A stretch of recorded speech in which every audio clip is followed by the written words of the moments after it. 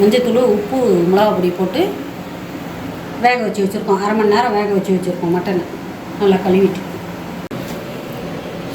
இது வந்து நம்ம தேங்காய் போடாமல் வெறும் உடச்ச கடலை, 2 பச்சை மிளகா, 4 திரி பூண்டு, இஞ்சி, மிளகு, ஜீரகம், சோம்பு போட்டு அரைச்சி வச்சுருக்கோம்.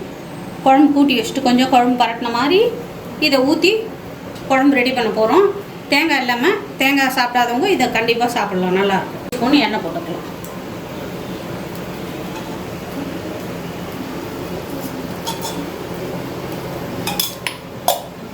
சும்மா ஒரு டேபிள் டீஸ்பூன் அளவு கடுகு, அரை டீஸ்பூன் சோம்பு போட்டாச்சு. இப்போ வெங்காயம் போட்டு வதக்கலாம்.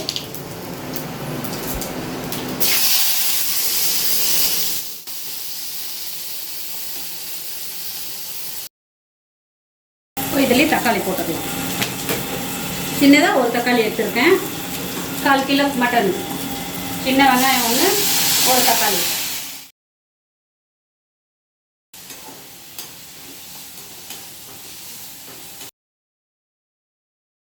இப்போ நம்ம மட்டன் வேக வச்ச மட்டனை அப்படியே போட்டுக்கலாம்.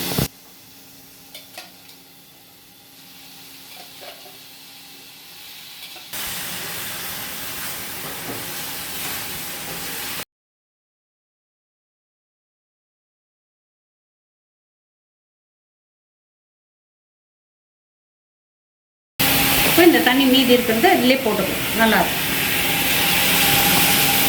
கூட கொஞ்சம் தண்ணி ஊற்றிக்கலாம், ஒரு டம்ளர்.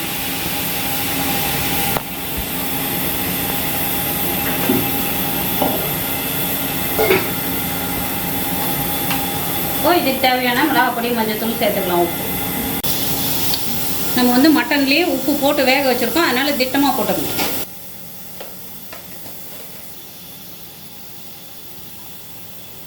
மிளகா பொடி டேபிள் டீஸ்பூன், 4 ஸ்பூன் போட்டிருக்கேன். உங்களுக்கு காரம் வேணுன்னா இன்னும் கொஞ்சம் சேர்த்துக்கலாம். இப்போ இதுக்கு தேவையான மஞ்சள் பொடி போட்டுக்கலாம். 1/4 டீஸ்பூன். நம்ம இதை நல்லா கலரிட்டு ஒரு 10 நிமிஷம் சிம்மில் வச்சு மூடி வைக்கலாம். அப்படியே கொதிச்சிடும். அதுக்கப்புறம் அந்த மசாலா நம்ம ஊற்றிக்கலாம். இப்போ நம்ம மூடி போட்டுக்கலாம். சிம் பண்ணிக்கலாம். அடுத்து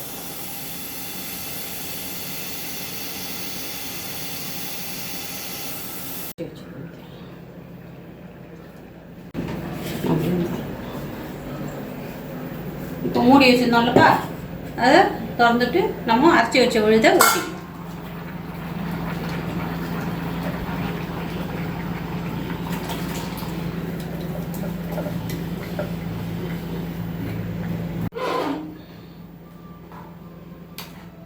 இது ஒரு 5 நிமிஷம்ப்பா.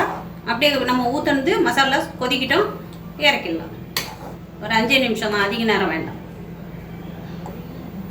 நம்ம இட்லி, தோசை, சப்பாத்தி எல்லாத்துக்கும் தொட்டுக்கலாம். நல்லாயிருக்கும். தேங்காய் சாப்பிடாதவங்களுக்கு இது நல்லாயிருக்கும் இந்த மாதிரி செய்யுது.